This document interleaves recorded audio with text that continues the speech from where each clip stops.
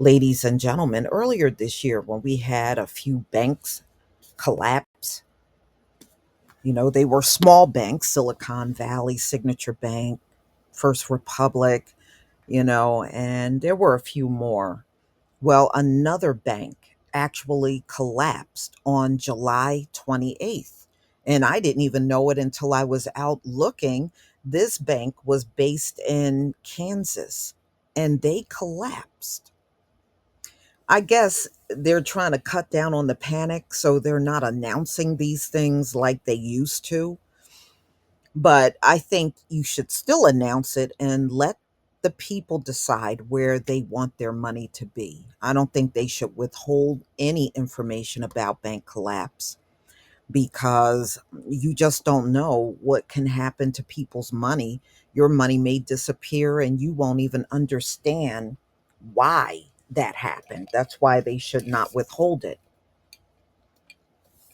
Let's get into this story. Now, you may be wondering why I have the four top major banks on my screen. Well, these banks are losing deposits from customers. In other words, people are going to these top four banks and they are taking their money out and switching to regional banks now. I don't know. Maybe it has something to do with all this scamming and fake accounts and everything going on in these banks because we heard about Bank of America and recently Wells Fargo. And we know all of these big banks are doing this stuff. Why wouldn't they do it? You told them they're too big to fail. So let's get into this story. Major US banks lose deposits, regional banks thrive. So, a significant amount of money has been taken out of major banks. They have literally lost $262 billion in customer deposits. These are people physically going to the bank, closing their accounts, and going elsewhere. And many of the regional banks are now gaining ground. Why is this happening? Well, there's a lot of factors. Another big factor is the regional banks are now offering higher interest rates to customers.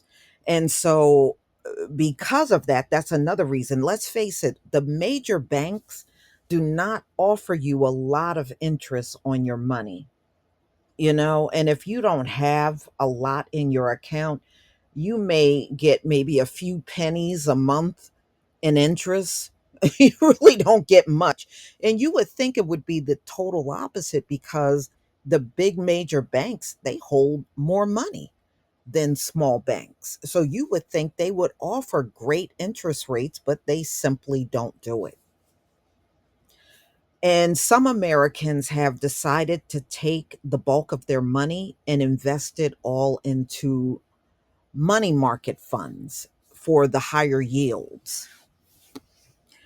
So, the US banking industry is undergoing a momentous transformation, with major banks witnessing a sharp decline in customer deposits, according to recent data reported by Yahoo Finance. So, who's getting hit the hardest?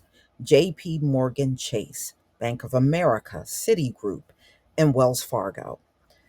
The four largest banks in the country have lost a staggering $262 billion. Well, they'd lost this in a short period of time. Wow. Despite the downturn, they're saying, the big banks, as far as having money, yeah, they still got more money than the smaller banking institutions. At the heart of this trend lies another bank collapse. Now, I didn't even hear about this one until today. This is Heartland Tri State Bank, located in Elkhart, Kansas. They recently went through a bank failure on July 28th. I did not hear about this in the news at all. So we have another bank collapse. However, as major banks experience a deposit flight, smaller regional banks are capitalizing on the opportunity to grow their customer base. The rise of regional banks is attributed to their willingness to pay more to attract customers as they offer higher interest rates than their larger counterparts. That is the truth. The interest rates in major banks are horrible. The FDIC played a significant role in the aftermath of Heartland Tri State Bank's collapse. The FDIC deemed its most costly efficient to transfer the failed bank assets. So they sent their assets to another bank that's based in Kansas called Dream First Bank National Association.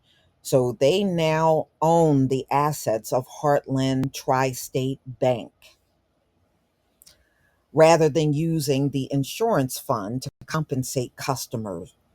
Dream First Bank NA agreed to acquire nearly all of its failed bank assets and entered into the commercial shared loss agreement on the purchase loans. This approach is expected to maximize asset recoveries by keeping them in the private sector and minimize disruptions for loan customers. Another bank collapsed, y'all. Wow. While major banks continue to weather the storm of deposit decline, regional banks have shown resilience and strategic adaptability. Um,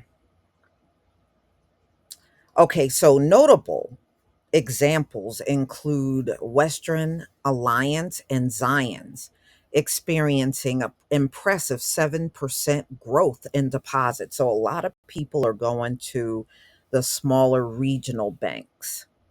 So that means the small banks, they are still struggling, along with First Horizon witnessing a 6.4% and 2%, respectively. These regional institutions have recognized the need to bolster their deposit base and are willing to offer higher interest rates to attract deposits. Additionally, some customers have chosen to explore alternative avenues for their funds.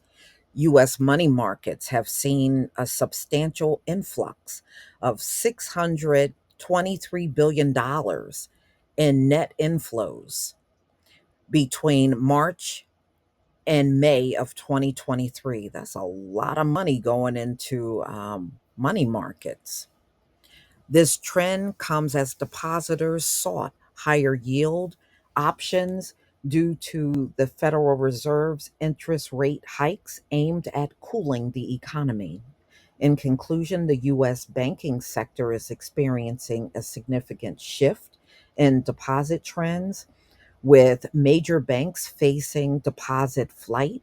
In contrast, regional banks gain ground by offering attractive interest rates to attractive customers. Mm-mm-mm. And they're saying the collapse of Heartland Tri State Bank has further fueled this trend. Wow. Y'all gonna have to tell me what you think about this story. This is absolutely crazy.